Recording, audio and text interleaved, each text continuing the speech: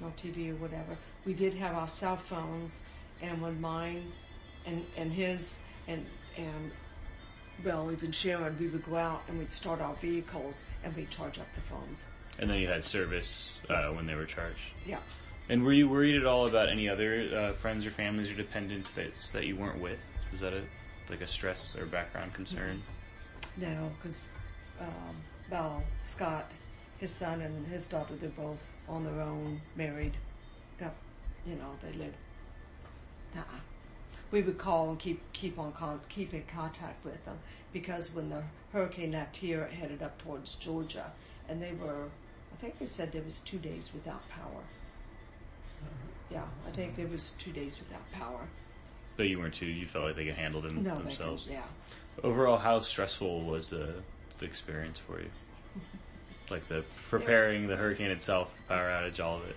It was a little stressful getting ready for it, and seeing the non-concern that Doc and Sharon had, because they thought, we're just building it up too much or whatever. But I think they realized that after the hurricane hit, or just about the time that it hit, and then the no power immediately or whatever, I think that's when Doc says, well, maybe I should have done this. Maybe I should have done this.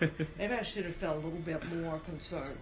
But well, at least maybe there was a lesson. There was a lesson learned, I hope. And they had others around to prepare for them, so that worked out. Yeah. Overall, how uncomfortable was the experience?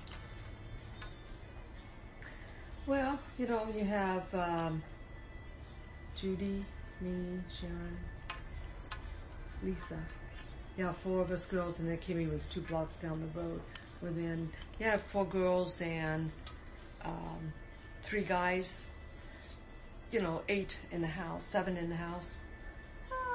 It could have been worse. But we all kept our tempers in check, kept our attitudes in check and whatever, and actually we all got along great. So like a little uncomfortable, but not overwhelming? Yes. And how much of that was due to the power outage as opposed to other effects of the storm? That probably had a lot to do with it. And was it very hot? It was extremely hot. Extremely hot. In fact, it was so warm that even though the pool didn't have heat in it, whatever, 3 of us just jumped in the pool. It was just smoldering. Because when the hurricane comes through, there's no breath of air. I've heard that from other people. There's no breath of air at all for about 4 days. And so, it was pretty uncomfortable. We had all the doors open. Wherever there was a little bit of breeze, we tried to bring it in the front door, through the garage, and whatever out to the patio, where we'd have a little bit, because there was no fans, no anything. Oops, baby. You ran that table there, dude. And did those things help, opening the windows in the swimming pool? Sakes, yeah. The pool too? Was the pool cool at all? Or? Yeah, it was cold. Yeah, it dropped, I guess it got to about 70, 78 degrees. Yeah, that's actually kind of a perfectly refreshing temperature compared to 90 outside. Did you guys change your sleeping habits at all because of the heat? Like sleep on the floor or anything like that? No. Just in a bed with a sheet or something like that? It, yeah. And you said lighting wasn't a big issue. Was anyone worried about crime or safety because of the darkness at night? No. Wasn't a concern? Mm-mm. And did you guys offer assistance to others in any, whether it was emotional support or like a sandwich or anything like that? Yeah, well, we checked on the neighbors, and then we checked on Kimmy and Irvin, because they're caregivers for his dad. Okay. And but then they had a generator that kept the air conditioning going for him, and he's not on oxygen, I think. But then they had the refrigerators and food, so all the essentials. Yeah. Is they did good. Is there anything you would do differently if something like this happened again? I don't think so, because we were pretty much prepared. We were prepared. I think I would go out earlier, and we all made sure our cars were filled before the lineups started happening and whatever. And I think I would have got propane sooner than what I did, because we almost didn't get it. And if we didn't get it, then we would have been without a way to cook food. How soon did you get the gas? How early did you have to do that to avoid all the long lines? Was that like the week prior or more sooner than that? We were getting ready to leave to head over to Sharon's. All of us planned on being there sometime on Saturday afternoon. So just the day before? So the day before Irma hit. And you were able to get, it wasn't too bad to get gas and stuff on Saturday? No, I was surprised that I was able to get it filled. Yeah, I'm a little bit too. And what about buying like food or water? Were there like long lines for any of that kind of stuff, or was that difficult? Yeah, it was hard to find water. We had, I think we had a case and a half. Judy had a case. All of us kids had already, knowing that Irma was coming, we went ahead and bought water early. So we had enough water. Then after about the 4th or 5th day, we went to Publix, and Publix had a run on water, so we were able to get some water and a little bit of ice. A little bit of ice too. Yeah, ice for the coolers, because we still had, our refrigerators were packed, so we had some meat and stuff on ice, and we were able to keep enough ice on it that it didn't spoil. Yeah, I guess with like 20 people or 15 people in a house, 2 refrigerators will get pretty full. Is there anything that you think government or neighborhoods should be doing to prepare better for this sort of thing or respond better?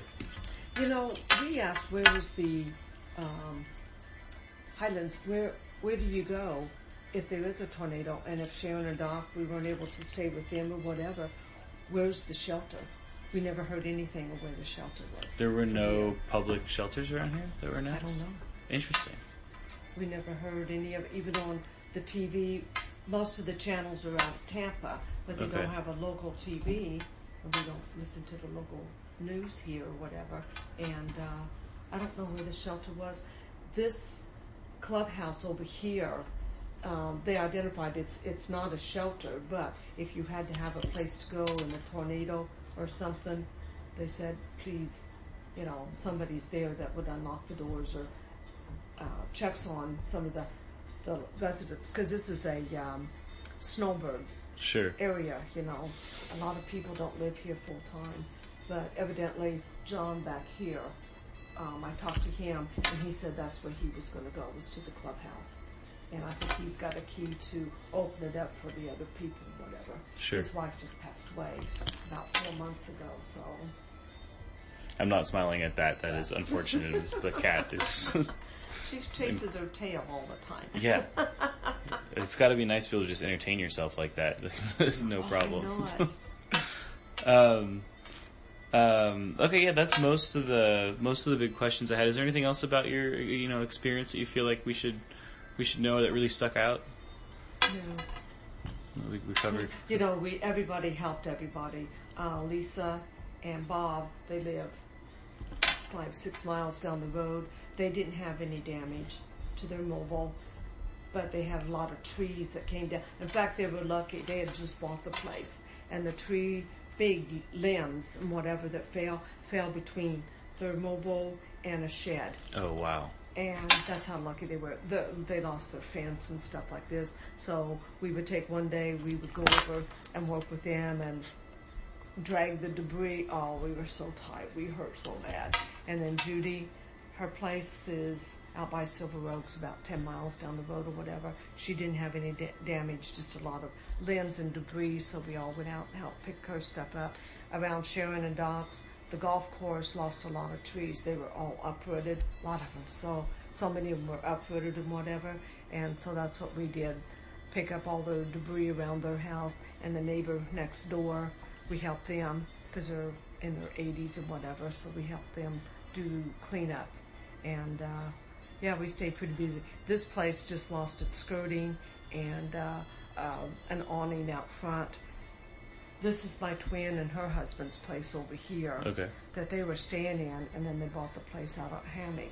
And they lost their carport, part of the roof over their sunroom and whatever. This guy over here lost his carport. I noticed it as I was walking. Yeah, that looked bad. He had just finished putting on that addition for the laundry room and put a bathroom in there, and all that's gone. Do you think that's why it was a little more vulnerable? Do you think it's the way that it was built, or the fact that it was new construction?